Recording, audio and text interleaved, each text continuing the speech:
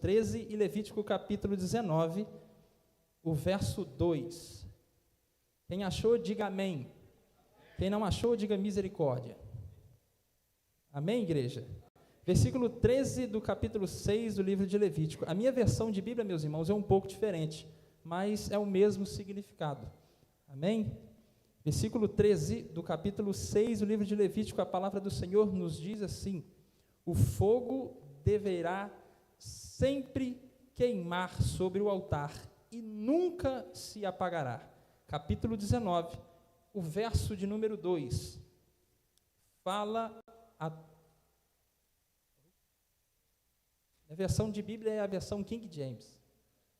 Capítulo 19 do livro de Levítico, versículo 2, fala a toda a congregação dos filhos de Israel e diz-lhes: sereis santos, porque eu, o Senhor, vosso Deus, sou santo.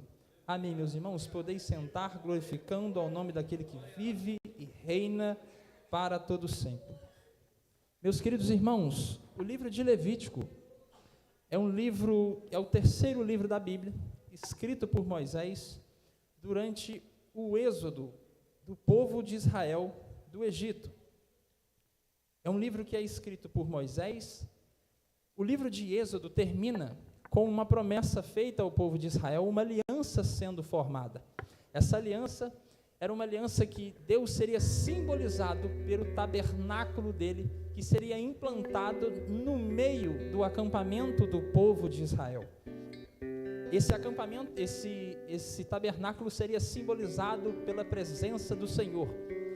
E como, apesar desse tabernáculo ser implantado dentro do acampamento, esse povo, por demasiada muitas vezes, ele quebra essa aliança, ele quebra esse pacto. E quando esse povo quebra esse pacto, Deus quer que esse povo que quebra o pacto, esse povo que se afasta das leis dele, seja santo. E como que um povo que peca, e como que um povo que erra, um povo que muitas das vezes se afasta da lei do Senhor, vai ter uma aliança com um Deus que é santo. E é nesse intuito, e é nesse contexto que o livro de Levítico, ele é escrito. O livro de Levítico, ele é escrito porque Deus está passando instruções a Moisés, para que Moisés passe ao sumo sacerdote, que na época era Arão. Eram instruções que Moisés estava passando a Arão, que foi recebido por Deus. Essas instruções seriam como o sumo sacerdote deveria fazer os sacrifícios, como o sumo sacerdote deveria elevar os sacrifícios pelo erro do povo. Ou seja, Deus queria que o seu povo fosse santo. É onde lemos no capítulo 19, verso 2, o final do versículo: sede santos, porque eu, o vosso Deus, sou santo. E nesse intuito, nessa aliança formada, o livro de Levítico nos aponta para um Deus que queria que o seu povo fosse santo. A palavra santo significa separado. A palavra Levítico em hebraico significa vaikra ou vaikra, que significa ele chamou. Ou seja, ele chamou o seu povo para ser santo. Ele chamou o seu povo para ser separado. Mas o livro de Levítico também nos aponta para uma figura de Cristo. Em Levítico nós temos um sumo sacerdote, que era aquele que simbolizava Deus para o povo, mas era aquele também que simbolizaria o povo diante de Deus. E em Cristo já nós temos o nosso eterno sumo sacerdote. Em Levítico nós temos um sacerdote que faz o sacrifício pelo erro do povo. Em Cristo nós temos o nosso eterno sumo sacerdote, que num madeiro se sacrificou, se entregou, teve o seu sangue derramado para perdoar o meu e o seu pecado. E como está escrito em Isaías 53, pelas suas pisaduras nós fomos sarados. O texto que vocês escolheram como tema, o versículo 13 do capítulo 6, o fogo deverá sempre queimar sobre o altar e nunca se apagará. Quando nós lemos o capítulo 6, nós podemos ter uma rápida ideia do que se trata o livro de Levítico. São instruções sendo passadas. E no capítulo 6, nós temos o assunto sendo tratado como ofertas de restituição. era um tipo de oferta, era um tipo de sacrifício que queimaria durante toda a noite.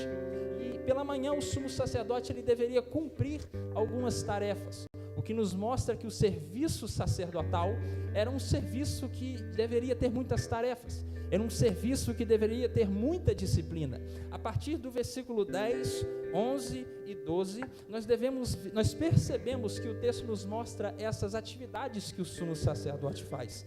No versículo 10, o sumo sacerdote ele deve vestir suas roupas de linho, os seus calções de linho e limpar a lenha sobre o altar.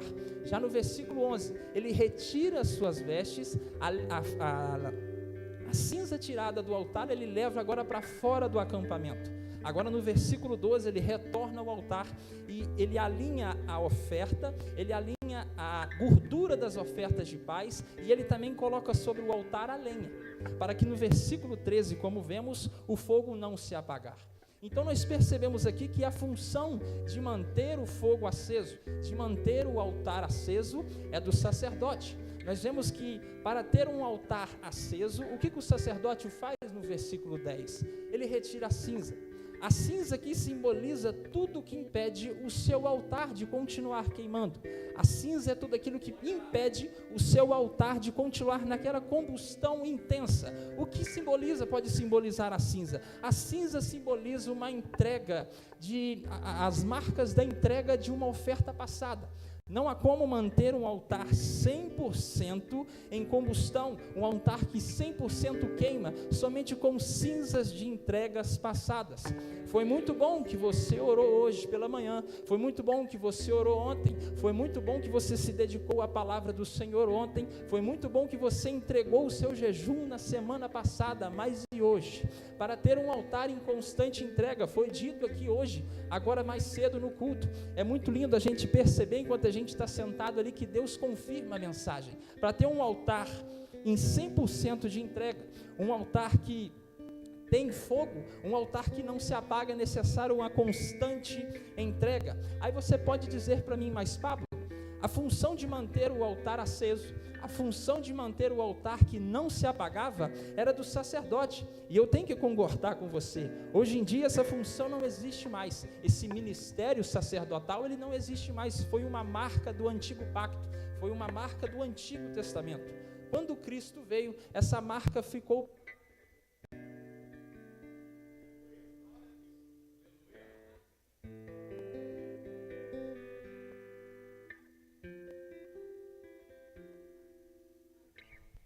Nós temos um sistema de sacrifício de animais como se tinha no Antigo Testamento, e eu concordo com você, mas aqui vai para quem é de Bíblia, para quem frequenta a escola dominical. Em 1 Pedro, capítulo 2, eu peço aos irmãos que me ajudem a pregar. 1 Pedro, capítulo 2, versículo 9, a palavra de Deus nos diz: vós sois geração eleita e sacerdócio real. A função de manter o altar aceso é do sacerdote, e nós somos o sacerdote. Então a função de manter o altar constantemente queimando não é somente do meu líder, não é somente do meu pastor, não é somente da irmã que é do ciclo de oração, é de toda a igreja, é da juventude, é do ciclo de oração, é dos irmãos, é de toda a igreja. E um altar que tem cinzas retiradas e uma constante apresentação de lenha, uma constante apresentação de oferta. E o que é essa oferta, Pablo? Foi dito também aqui nesta noite. A oferta, a lenha, é o depósito de oração, a lenha é o depósito da leitura da palavra, a lenha é a inclinação ao querer jejuar, ao querer se inclinar diante de Deus, querer se alimentar da palavra. Em um altar onde se tem a retiração de uma lenha, de uma cinza, das marcas das suas entregas passadas, e um anseio por querer colocar lenha nova, oferta nova, é um altar que pratica a santidade. Então, para mantermos um altar aceso, para mantermos um altar que está continuamente queimando, é necessário ter entrega. Em um altar que tem cinza tirada e uma constante entrega, é um altar que tem a apresentação de santidade. E dentro da palavra de Deus nós temos jovens, assim como vocês aqui hoje. Eu parabenizo vocês, que vocês é uma juventude muito bonita. A camisa de vocês ficou sensacional. Mas como eu vinha dito, para ter um altar que está queimando, é necessário santidade, é necessário lenha nova, Primeiro Daniel também foi dito aqui, primeiro capítulo de Daniel, o versículo 1, nós temos 4 jovens ali que fazem a diferença. Daniel, Ananias, Azarias, Misael. São jovens que são tirados de dentro de Judá, são levados para dentro da Babilônia. E eu acho interessante que a partir do versículo 4, se eu não me engano, o rei ordena que Aspenaz, que era o chefe dos eunucos, que ele fosse e achasse nos jovens que estavam vindo de Judá características específicas. E nessas características específicas, ele não somente quer tirar desses jovens de dentro da Babilônia, ele não quer tirar esses jovens lá de dentro e simplesmente colocar dentro do palácio. Versículo 4: jovens que não se encontrasse defeito, porém bem favorecidos, habilidosos em toda a sabedoria, ou seja, eram jovens bonitos e inteligentes, instruídos no conhecimento, conhecedores da ciência, e tais que tivessem habilidade para estar no palácio do rei, e aqueles a quem poderia ensinar as letras e a língua dos caldeus. Veja bem, eram jovens que tinham características que o rei procurava, mas o rei simplesmente não pega esses jovens e joga dentro da Babilônia. Não, ele pega esses jovens e ele vai ensinar os jovens a cultura deles, ele vai ensinar esses jovens a língua deles, os costumes deles e até mesmo o Deus que eles serviam, porque logo depois o texto vai nos dizer que os nomes desses jovens foram trocados em homenagem a deuses da Babilônia. Esses jovens são inseridos dentro da Babilônia, eles estão aprendendo a cultura, eles estão sendo, ou melhor, estão oferecendo diante dele a cultura, os deuses, a língua, o costume. Mas no capítulo 8, no versículo 8 do capítulo 1 do livro de Daniel, eu acho muito interessante a resposta que Daniel dá. Olha o que Daniel diz no versículo 8: porém Daniel propôs em seu coração que não se contaminaria com a porção do alimento do rei, nem com o vinho que ele bebia. Então pediu ao príncipe dos eunucos que não se contaminasse. É muito lindo o comportamento desse jovem, que é um jovem que exerce a santidade. É um jovem que exerce alguém que não deixa o fogo se apagar no altar. É um jovem que é santo. Babilônia está assim, oferecendo para Daniel aqui os meus costumes, o que você tem que fazer, a forma como você tem que falar, a forma como você tem que andar, as roupas que você tem que vestir. Mas Daniel está batendo o pé no chão, falando assim: Babilônia pode até tentar me comprar, Babilônia pode até oferecer o costume dele, Babilônia pode até me oferecer o Deus que ele adora, mas entre desagradar a Babilônia e agradar o meu Deus, eu prefiro deixar a Babilônia triste, eu prefiro deixar o mundo triste do que me render os costumes lá de fora. É um jovem que exerce a santidade. Foi dito aqui em Daniel capítulo 6, é um jovem que além de ser santo, era um jovem que tinha o costume de orar. Capítulo 6, verso 10, a Bíblia nos descreve que o decreto já estava assinado. A Bíblia vai dizer assim: mesmo com o decreto já assinado, Daniel fez como de costume. Já era costume de Daniel orar.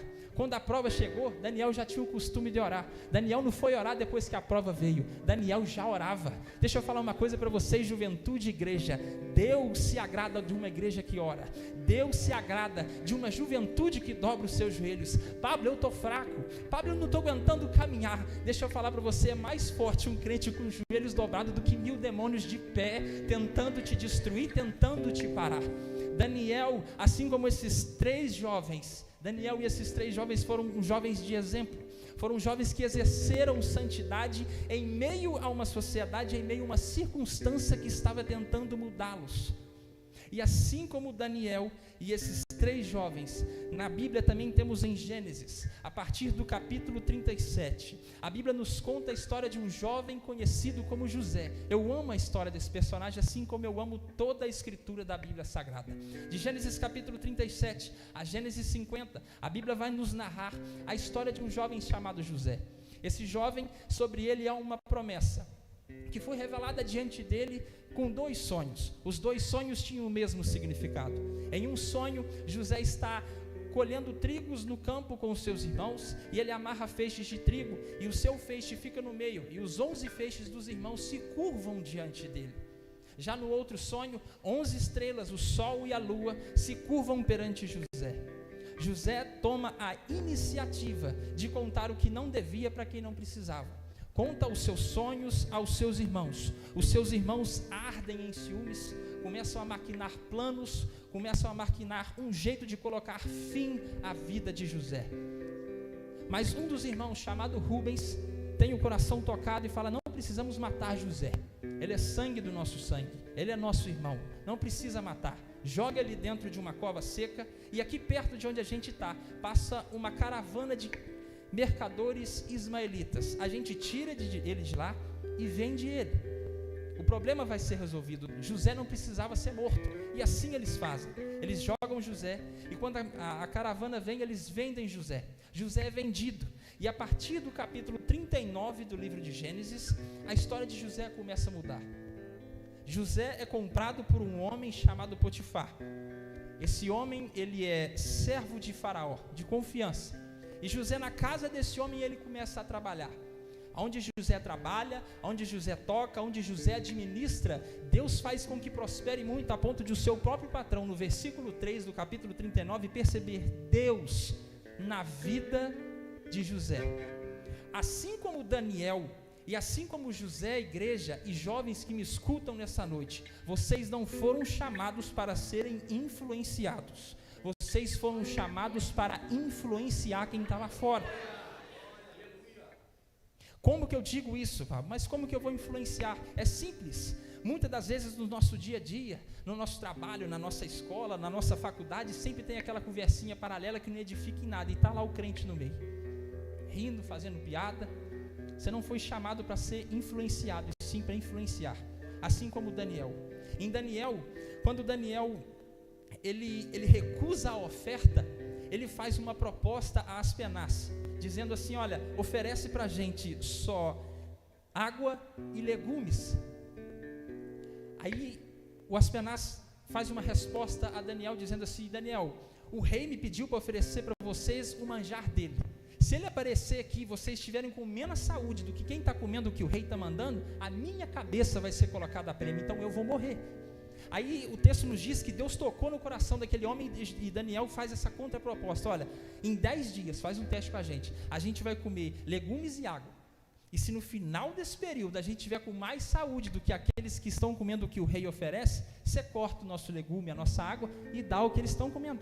Os 10 dias se passam, e no final desses 10 dias, Daniel e aqueles 3 jovens, Ananias, Misael e Azarias, estão com mais saúde, estão mais saudáveis e estão mais fortes. E o que Aspenaz faz? Corta de todo mundo, dá o que Daniel está comendo e aqueles 3 jovens estão comendo. Vocês não foram chamados para ser influenciados, vocês foram chamados para influenciar quem está lá fora, a trazer para aqui para dentro, mostrar para quem está lá fora o Deus que vocês adoram e servem aqui dentro.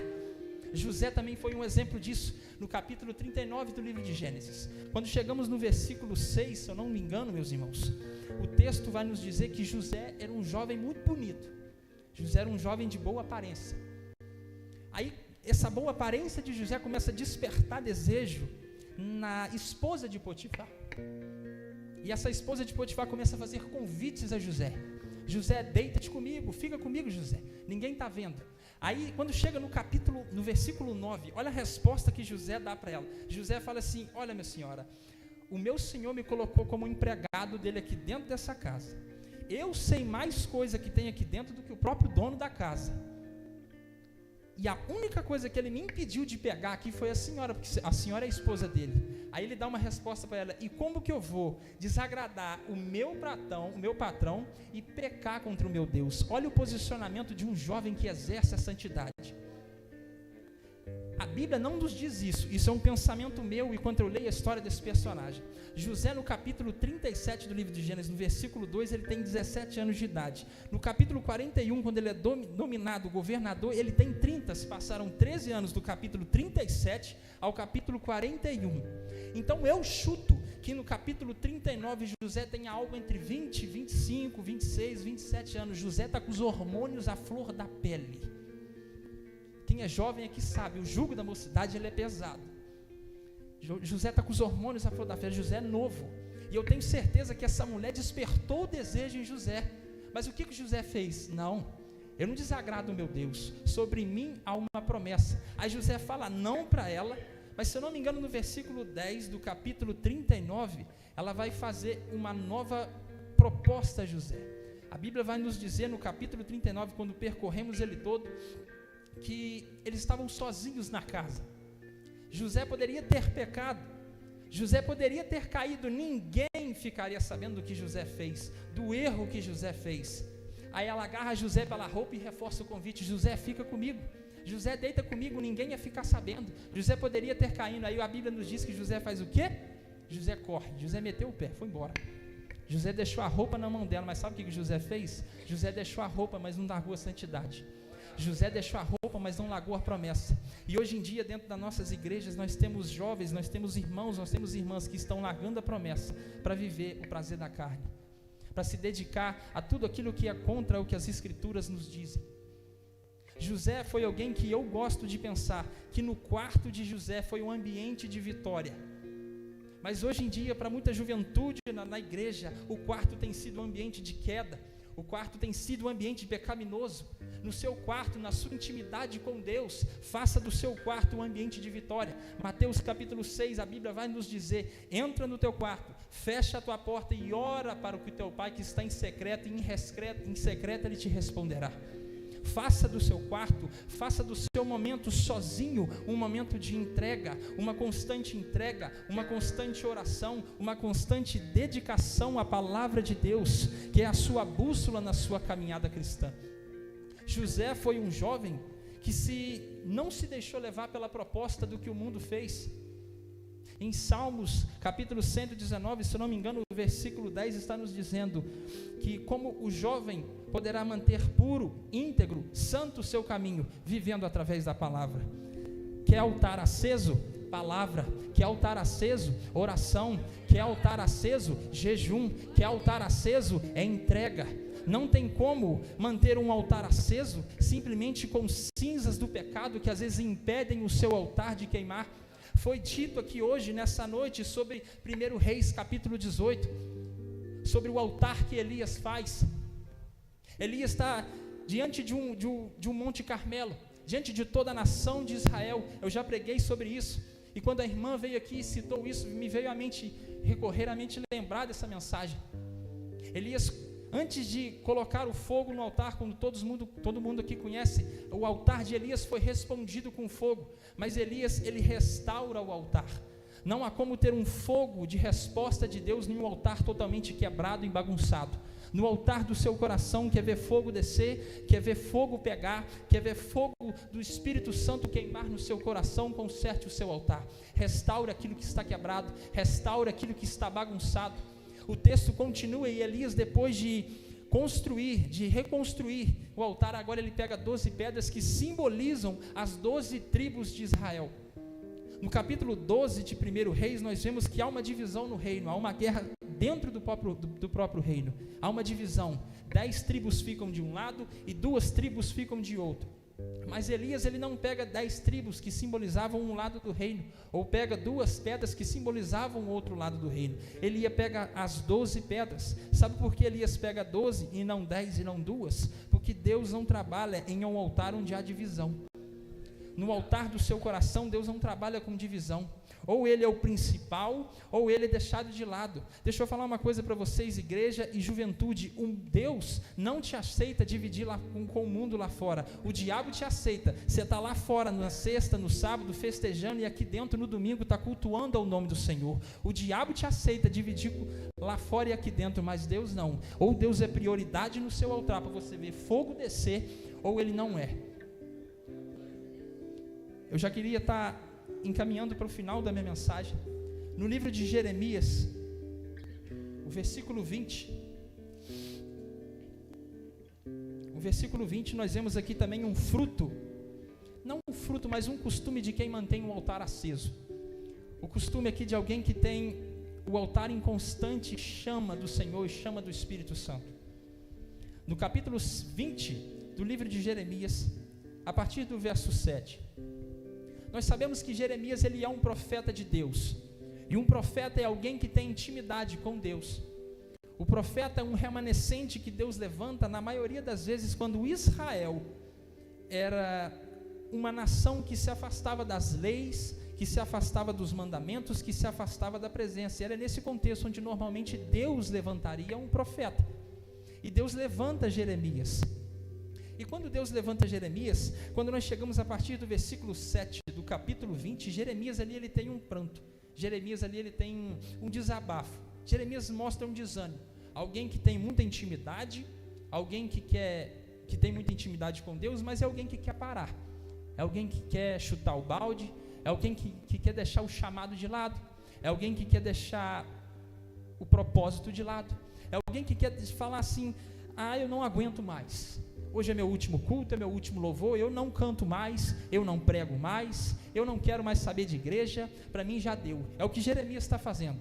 Jeremias está dizendo que todas as vezes que ele se propôs a pregar a palavra, todas as vezes que ele se propôs a falar da palavra de Deus, ele foi humilhado, ele foi agredido, ele foi colocado em situações onde ele quase morreu, ele foi preso. Mas eu acho muito lindo que quando chegamos no versículo 9, olha o que Jeremias diz, capítulo 20 do versículo 9 do livro de Jeremias. Então eu disse, eu não farei menção dele, nem falarei mais em seu nome, mas a sua palavra em meu coração é como um fogo ardente trancado em meus ossos. Eu fiquei cansado de tanto me conter, eu não posso mais. Quem mantém o fogo aceso, mesmo quando está querendo parar, mesmo quando está querendo desistir, mesmo quando está querendo jogar o chamado de lado, Deus está falando assim, a minha chama dentro de você não vai apagar, está difícil caminhar, está difícil prosseguir, mas continua. 1 Reis capítulo 19, nós vemos Elias querendo parar, Elias desejando a morte, mas Deus envia um mensageiro, um anjo, que oferece a Elias pão e água. Era como se Deus está falando, Jeremias, você está cansado, você está querendo morrer, você está querendo desistir, mas eu estou enviando para você alimento. Levanta, come porque a caminhada é grande, come porque ainda não é hora de parar, come porque eu ainda não fiz a minha promessa que eu te dei no seu coração, ainda não é hora de desistir. Deus me trouxe lá de Minas Gerais para dizer a alguém aqui dentro nessa noite, não para, não desiste, não continua, a minha chamada ainda está de pé, o meu propósito ainda está de pé, não joga por terra aquilo que eu coloquei como promessa. Eu sou o Deus que desde Gênesis a Apocalipse, eu fiz promessas a homens e a nações, em todas elas eu cumpri. José teve promessa no sonho, mas José só tomou posse de promessa porque soube tomar posse de um posicionamento. Quer viver promessa? Posicione-se, mantenha em santidade, coloque sempre no seu altar a lenha da entrega, a lenha da oração, a lenha do jejum, a lenha da dedicação à palavra. Jeremias aqui está dizendo, versículo 9, mas a sua palavra em meu coração, o salmista vai dizer, guardei a tua palavra no meu coração para não pecar contra ti, no Salmo 119, ainda não é hora de desistir, mantenha a sua lenha no seu altar em constante entrega, não para, não desista, meus queridos irmãos. A mensagem que eu deixo para os irmãos nessa noite, eu peço desculpa por ser um pouco rápido, eu gostaria de fazer um convite à igreja a se colocar de pé nessa noite. Eu queria fazer uma pergunta à igreja, se alguém aqui nessa noite se sentiu no seu coração dizendo assim, Pablo, hoje eu quero tomar uma decisão na minha vida, a palavra falou em direção ao meu coração e a partir de hoje eu quero deixar essa chama continuamente acesa, eu quero deixar essa minha chama não apagar, a palavra veio de encontro ao meu coração e eu queria fazer uma pergunta, se existe algum corajoso ou alguma corajosa aqui hoje nessa noite que está dizendo assim, Pablo, eu quero que a minha chama continue acesa, eu quero a partir de hoje entregar os meus caminhos, a minha vida nas mãos desse Deus, nas mãos desse Jesus, e dizer assim para ele, mantenha essa minha chama acesa. Eu queria fazer essa pergunta à igreja, ou alguém aqui que não conhece a palavra, mas se sentiu confrontado, ou alguém aqui também que está longe, está afastado dos caminhos do Senhor, nessa noite, que sentiu no seu coração aquele desejo de, eu quero voltar ao primeiro amor, eu quero voltar a caminhar, eu quero voltar a ter intimidade com esse Cristo, eu quero voltar a ter intimidade com esse Deus, eu quero sentir novamente essa chama do meu altar que eventualmente se apagou, teve muito fraca, agora eu quero voltar a sentir, eu quero voltar a queimar em combustão com o Espírito Santo, eu quero reatar os caminhos do Senhor. eu queria fazer um convite à igreja, se existe alguém aqui hoje com esse intuito, nesse sentido, que se colocasse aqui à frente para a igreja estar orando, e se não tiver, eu já retorno o microfone ao dirigente do trabalho. Amém? Alguém que sinta no seu coração de estar retornando aos caminhos do Senhor. E se alguém não quiser, que Deus no seu coração te conceda mais oportunidades de estar entregando a sua vida nos caminhos dele. Amém? E assim eu agradeço a minha rica oportunidade, em nome de Jesus.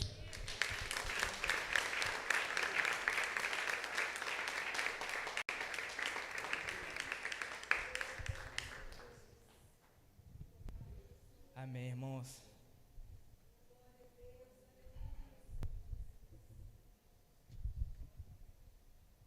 Só um minutinho, eu tô...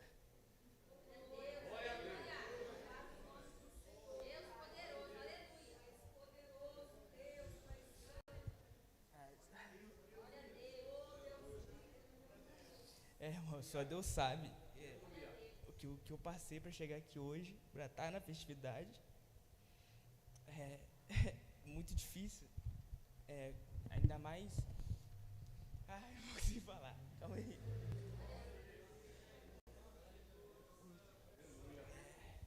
Desânimo, briga, desavenças no serviço, tudo isso eu passei. Mas o que mais me alegrou em tudo isso que eu passei foi que em nenhum momento eu pensei em desistir. E que eu posso ficar no coração dos irmãos. Às vezes vai vir luta, vai vir aprovações, mas que os irmãos continuem firmes, amém?